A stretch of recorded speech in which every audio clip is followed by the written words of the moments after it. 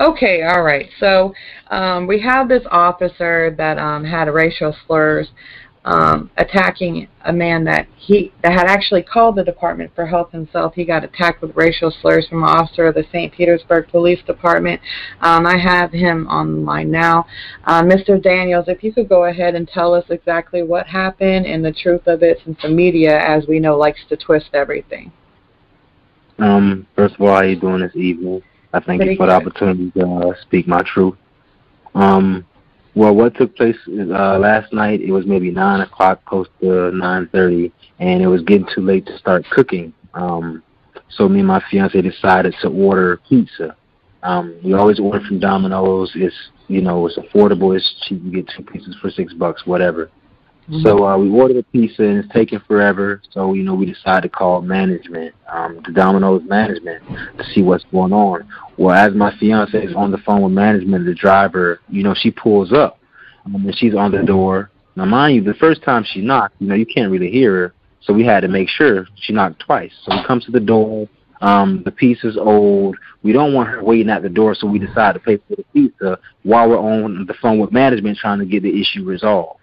So Right. we get the issue resolved with management. They send her back to the door. So now this time she knocks on the door. She's beating my door down. So now I come to the door. I say, ma'am, are you okay? Do you have a problem? She said, well, here's your money, with the attitude. I said, well, ma'am, you don't knock on people's door like that. Mind you, I got a 5-year-old and a 3-month-old in the house trying to sleep. One has school in the morning, and one I just don't need up right now because I'm trying to get some sleep. Right. Right. So once she knocks on my door and she says, well, this is how I knock. She throws the money in my face. I mean, coins, Mm. cash, all in my face. So my first instinct is to lash out, but I don't. I tell my fiance, I said, babe, call the fucking police. Excuse my language. I Oh, said, I'm call the surprised police. that Tyra didn't get on that ass. I know Tyra for many years now. Look, Okay. and don't think we didn't want to, but the Right. stereotype of us black people, we Right. had to fight that. So at the time, I said, babe, call the police. There was another a neighbor of mine who had come out and heard the commotion. He had called Domino's. So we got the issue pretty much resolved, but when she tried to leave the scene, I tried to stop her because Okay. she had just attacked me at my home.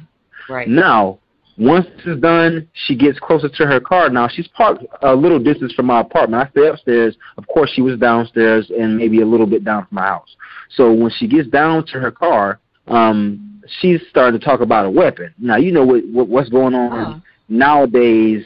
Any, white person, weapon, black kid, I'm not trying to Right. get shot. So when Right. she hollers weapon, I take off and I run behind Mhm. a pillar. When I run behind a pillar, we have safety inspection right now, so they're checking everybody's fire extinguishers. Everybody's fire extinguishers are out the door. Right. Okay? I didn't come back upstairs and get a fire extinguisher and throw it downstairs. I didn't follow her downstairs with a fire extinguisher. No. When she said she had a weapon, I ran behind a wall. I grabbed the closest thing to defend myself and stop her from leaving. Right. When I noticed she was not giving chase to me, I jumped back in front of the car. But she was coming full speed at me, which the police left out of the report. She was coming full speed at me. So when I jumped out of the way, the fire extinguisher hit her car. And that's what I admitted to the police. I never admitted to them that I actively struck over the shoulder the car with the fire extinguisher. I never threw a fire extinguisher at this lady's car because, Right. for one, she could have got more hurt than what happened with some coins. This is what I have in mind. Right. She could have got more hurt, and I could have been in more trouble from throwing a fire extinguisher. Now it goes from a simple misdemeanor to a felony or whatever the case is. I don't know. Right. It would be like a deadly missile. Right, and that's my thing. I know that. I got that in mind, so I'm not going to mess up. So, Well, if a when car's coming at you at full speed, your first reaction would be to move out the way and drop whatever it is you're holding. right, that's true. But at the same time, I had a tight little grip on it because I didn't know what was going to happen. So when Right. I moved, I swung like my Okay. body. It swung. The Mhm. momentum of my body trying to jump out of the way, it swung, and that's what I admitted to the officers. Right. It wasn't I never intentional. told him. Right, but when they got here, after the chick had fled the scene, they got here. They had already talked to her. They didn't talk to me about anything. They had already talked to her. They come here, they let me know if there's any damage to her car, I might go to jail. So I told them, I said, look, I know there's damage to her car. When she was coming at me, I tried to jump out of the way, and the fire extinguisher hit the car. And he said, well, okay. I said, well, I've never been to jail before. And he told me, well, you might qualify for our APAT program. That's how you qualify if you don't have a record or if you've never been to jail. I said, well, I'm not worried then because I've never been to jail. He never told me that I would have to admit to a crime. Right. Okay? Now, this issue is completely resolved with the Domino's driver. Okay. Completely resolved. The officers are gone. It's just Officer Naples now. So now the officers are gone. I'm waiting on Officer Naples to come back up and tell me whatever's going on. Mind you, I'm on the phone with my big brother. My big brother's telling me, hey, man, make sure you know what you're getting charged with. Because the whole time they're here, from like 10 to 11, they never told me any charges. I never signed any ticket, anything like that. Okay? So now I'm kind of wondering, I wonder what's going on because this officer is taking forever and they haven't told me any charges. So when he comes back up, he has the paper folded. And he hands it to me. He says, you got 48 hours to, do whatever. But while he's saying that, I open up the paper. And I see what he wrote. And it's not the truth. It's not what I told him. Right. So now this is where the second issue takes place. Domino's is out the way. The fire extinguisher has nothing to do with me being called a piece of shit nigger. Okay? So once he, I look at this document, I say, sir, well, I didn't agree to this. He said, well, you didn't say you struck the vehicle. I said, no, I did not actively strike her vehicle. I jumped out of the way and the fire extinguisher hit her vehicle. He said, well, if you don't agree to saying this, you're going to go to jail. And I'm so blown by what he's telling me. He said, and I said, so you're telling me if I don't agree with what you wrote on this paper, I'm going to go to jail? He said, yes, I'm going to take you to jail right now. I said, okay, and I tried to walk off. He said, so are you going to admit it or not? And I said, yeah, just because you said I had to. Right, because you don't want to go to jail. Because I didn't want to go to jail. Now, he's walking down the store. I didn't have a chance to record that situation because, in America, if you're a black man with a cell phone, you're going to get shot. If you're a black man with a wallet, you're going to get shot. You can't reach for anything without getting shot. So I didn't pull out my phone until I had a chance to be away from the officer because he was aggressive from the jump. You'd be scared so to as even he's walking away or anything. Right. And I didn't want to make any movements. I got kids. I ain't trying to go down like that. So as he's walking away, I get my camera out and if you see, you kind of caught me in the middle of it, but I'm telling him, yeah, I see what you're doing. You're trying to railroad me. You're trying to railroad me. That's what I'm saying to him. And he says in the beginning of the video, well, yeah, you're a piece of shit. Yeah. That's what he says. And then you hear me say back, well, you're a piece of shit. Right. And then he says, well, you're a piece of shit nigger. Right, I heard it, yeah. So once that was said, if you heard my reaction, it was like, oh, I can't believe a police officer I can't believe a police officer just called me a nigger. You know what I'm saying? I can't believe this just happened in America, 2018, in St. Pete. Even though a lot of these things happen all the time, it's only shocking until it happened to you.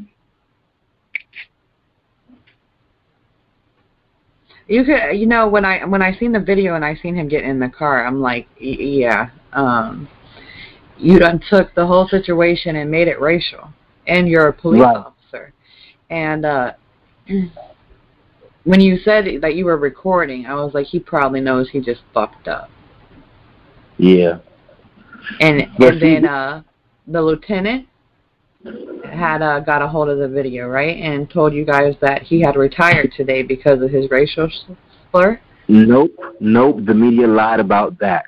Really? What happened? Yes. What happened after Officer Naples left because I was in fear of getting overcharged by whatever the charges were because I didn't understand them. They weren't explained. Okay? Right. So because I had that fear that he falsified a document, I tried to beat him to the punch, and I called the police back. Okay. I called them back, and I tried to let them know, hey, look, I didn't even say anything about the racial slur then.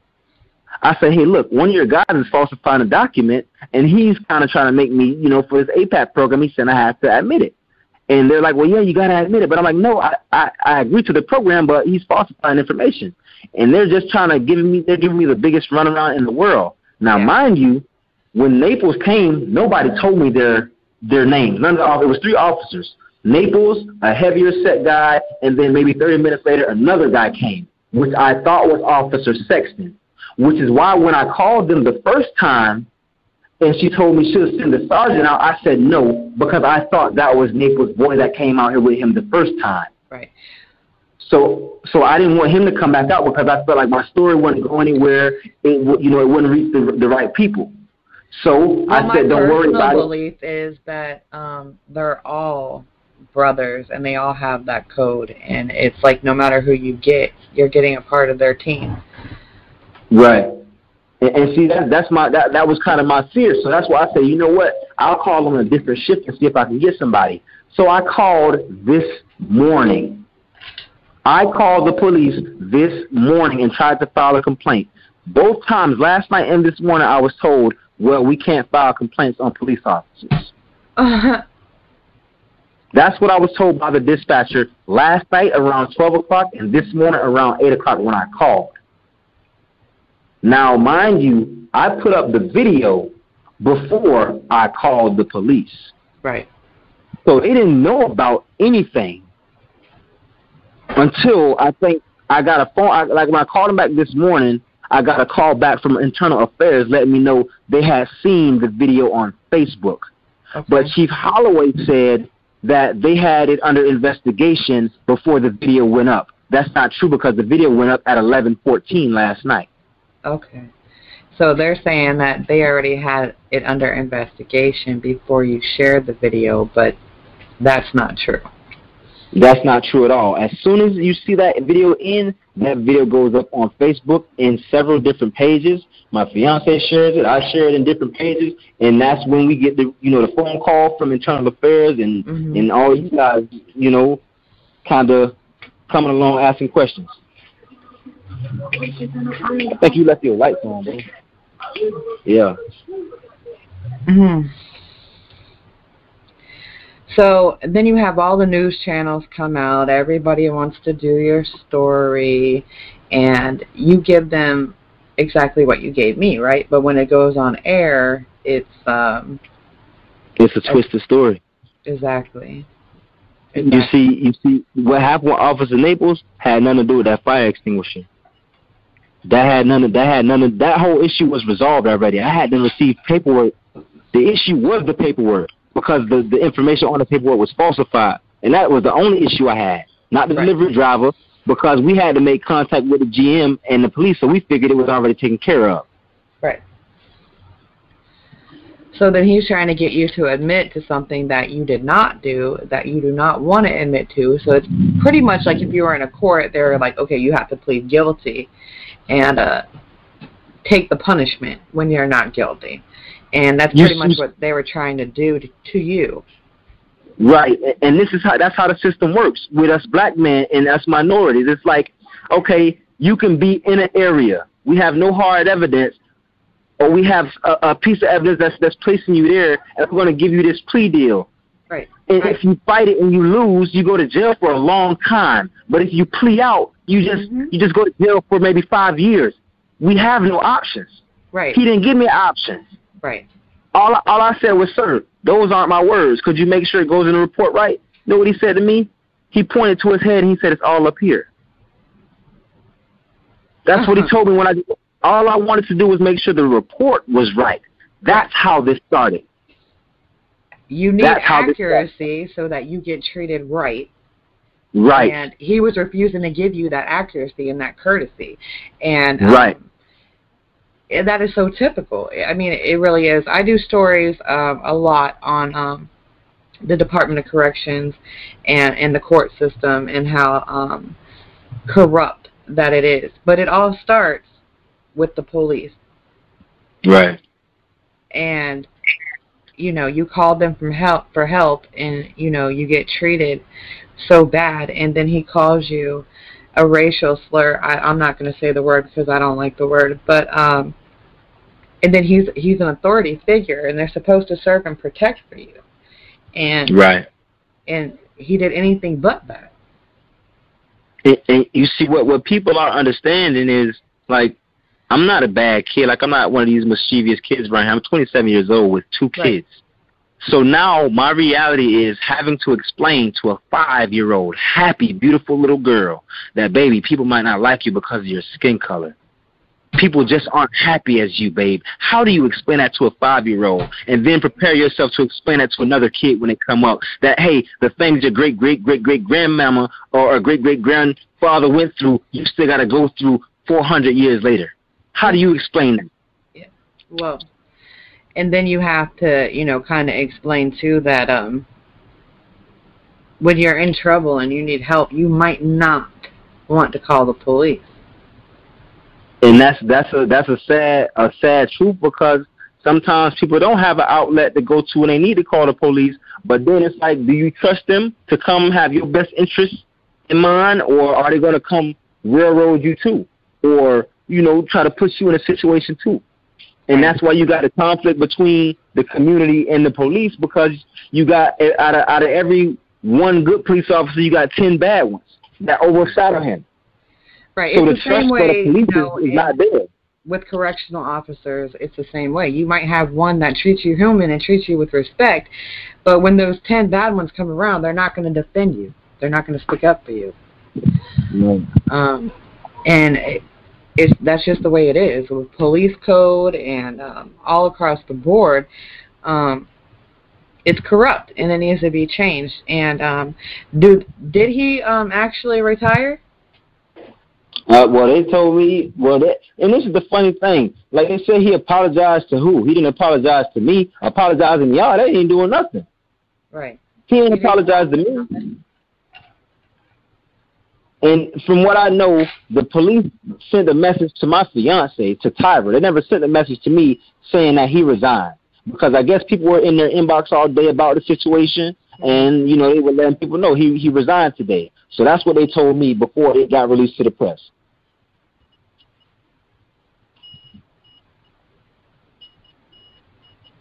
I wonder if he, I know he admitted that he made the racial slur.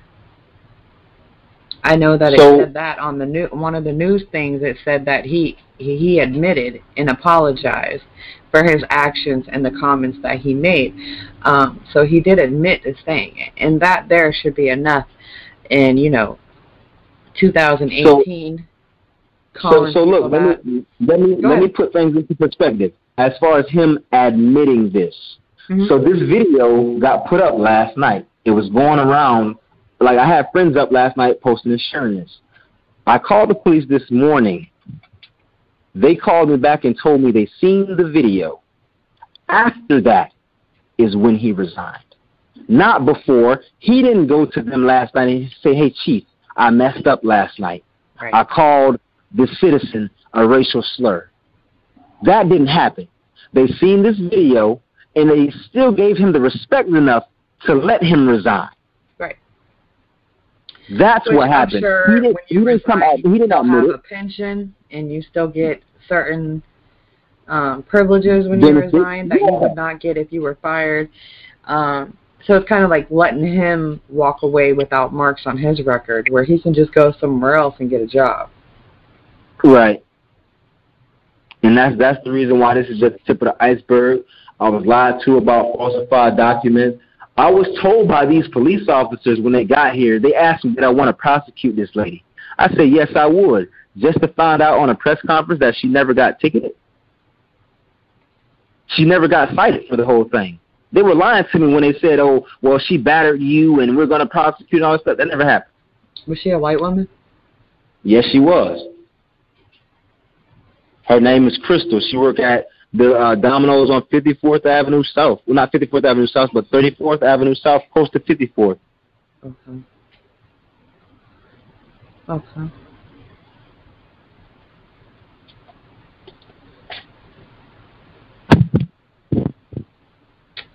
Well, hopefully you can get an apology. I wouldn't count on it because I doubt that you'll get one, especially from him personally. But I'm sorry that you had to deal with that. And I appreciate it. I hope that it all works out for you. I hope that you can sue the hell out of them. I hope that, you can get something, because in this day and age, a person of authority has no right to call you a racial slur. Not a police officer, a doctor, a lawyer, a judge. Anybody in an authoritative position has nobody in any position has a right to call you a racial slur, but especially one that's supposed to serve and protect you. And you called him out there to serve and protect you because you were attacked. Right. But this is one thing, if you don't mind, I want to let be known. This is not a personal victory. This is not me necessarily seeking any money from this. This is a win for us. For anybody who is against being oppressed or with unity, this is a win for us. This is bringing awareness to us. This is not just for me and my family to be able to get some money and be like, oh, I sued the police department and won. No, this is not what this is about. It's not about money. Because I can tell you some things outside of this, but it's not about the money. Right. It's about being oppressed and being your skin color being used against you, and you not treating right because of color of your skin in 2018 by a police department. Right.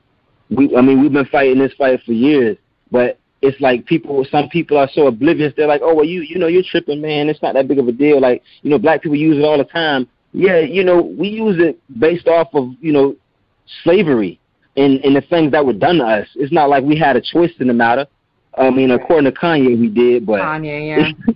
Yeah, we didn't have no choice in that, man. The things that were done to us, some of the things that's going on in the black community, that we're not to blame for that. The oppressor is, and they've never took accountability for the things they've done in the black community or any other community. Going like all this stuff, never take accountability. They always point the finger. Yeah. Okay, well, I'm gonna if you could resend. I tried to get the video. I seen it this morning, and I asked her if they had taken it down, because sometimes, they'll force Facebook to take it down, and I couldn't find it again. But if you could have her send it to my inbox, and I will also share it on the story along with his picture and everything, and get the truth out there, so that way the media doesn't twist it all up for you, and let your voice be heard. I definitely got you. I'm going to send it to you through Messenger. Now, they saying I said something to him, and then he responded. In the beginning of that video, after I say something to him as far as him railroading me, he says, well, you're a piece of shit. And that's where the verbal insults go until he called me a piece of shit nigger, or whatever crap he said. Even if you called him a piece of shit first, it gives him no excuse to do what he did. Right. But the truth is, I didn't call him a piece of shit, because one thing I do know, if you curse too much at the police, they're going to hit you with something to be able to take you to jail.